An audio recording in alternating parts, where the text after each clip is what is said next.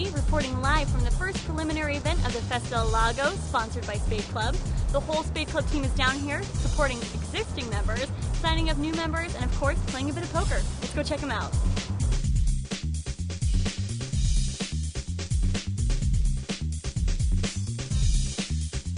I'm here with Corby No Fuss and Hilborn, who won his way to the Festa Lago playing on SpadeClub.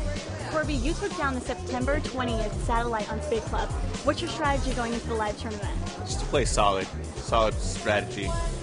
Not to get too aggressive too soon. I'm here with Gabe Hagbloom, who's been an exclusive member since April. You drove all the way from San Diego to participate in this event today.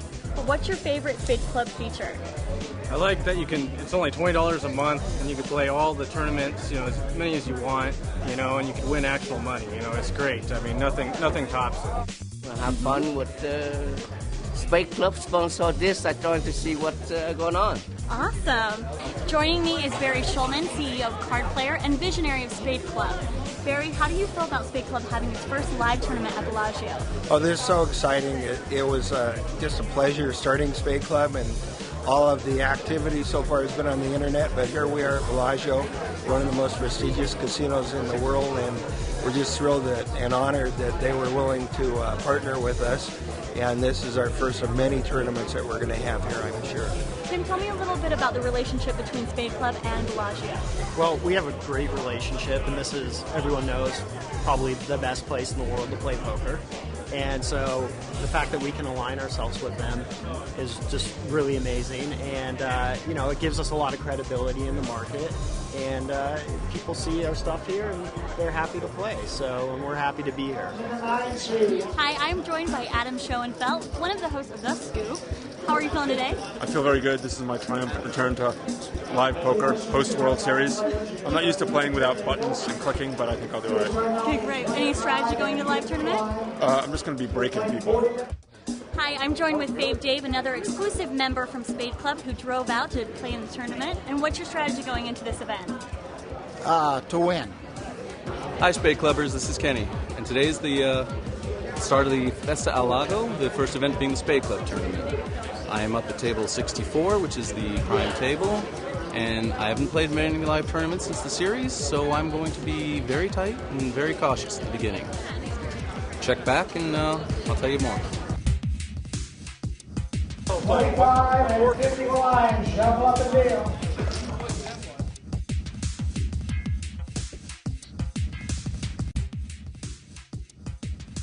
Diego, how does your chip count compared to the rest of the table?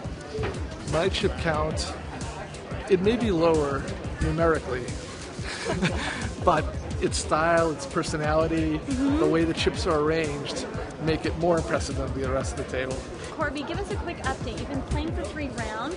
How does your chip stack compare to others along your table? It's a little bit low. I'm going to have to start stepping it up and get a little bit more aggressive. It's time to chip up or chip out.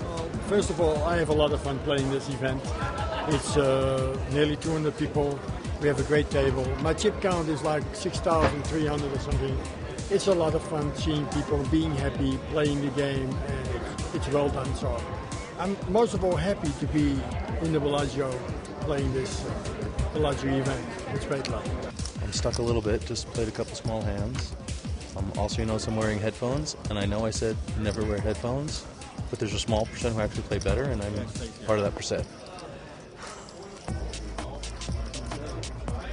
You've played 3 levels now. How does your chip stack compare to others along your table?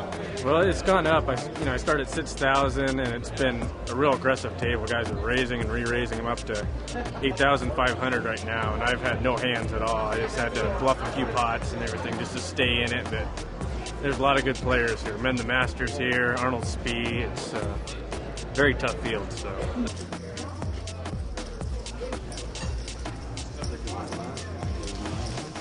Thanks for coming out. Thanks for coming the money.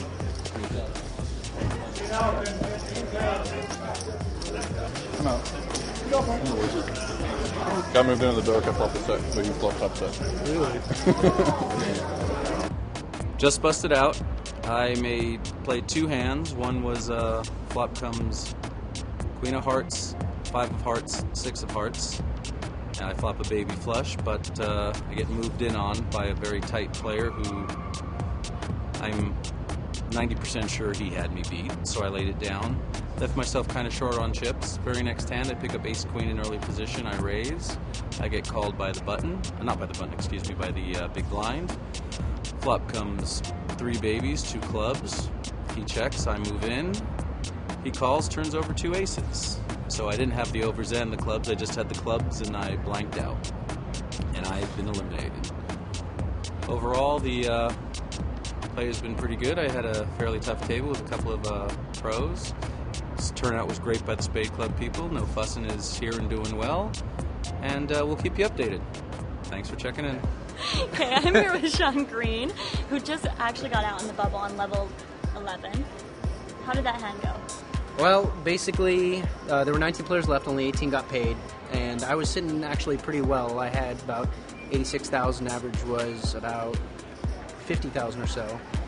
A short stack pushes all in for 10,000, blinds are at 15.3, so it's, or 9,000 actually he pushed all in for, so it's only 3 times the big blind. It's not much more. I end up with pocket kings in the cutoff seat, and for the chance to eliminate the bubble player, obviously you're going to call, at least call. It was really a decision of whether or not I wanted to raise to isolate him so I could just eliminate him, or whether I just wanted to call and let someone else come into the pot and we just focus on eliminating a player. So I ended up just calling because I was on the cutoff. There were only a few more people back behind me anyway, and they might just fold and it would end up heads up anyway.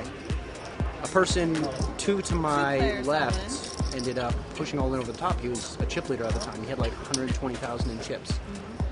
He had me covered, obviously, and gets back around, folds back around to me, and I have kings. Even though it's in the bubble situation, it's a chance to double up and become the chip leader myself. It's pretty unlikely that he has aces. The only hand that I'm really worried about. Aces? I mean, he could have ace king, ace queen, but that's pretty risky to play against me with so many chips. So the only logical hand he has here is kings as well. Queens are like ace king, and so worst case for me is ace king. I end up calling, and he has ace king suited. Board runs out. I think the flop had 2 spades. He had ace king of spades, so that's a bad news flop for me. Now any spade or any ace can kill me. Ends up the river puts out spade, and I have to chop 18th place pay with the guy that had 9,000 in chips, even though I had 86,000. So instead of making like probably $400 on the transaction, I ended up losing $80 for the night because we're supposed to get 950 and I paid 540 to buy in. We ended up splitting 460. So still, it's all right. I get the SpadeClub badge for cashing in the tournament. So you get a badge just for playing in the tournament. Then if you cash, you get a better badge, a better color badge, and that's what I was gunning for anyway.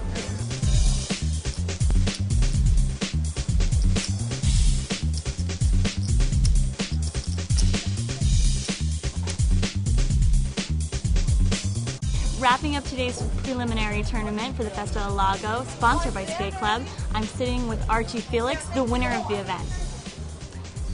How did the final table go for you? Really hard. Yeah.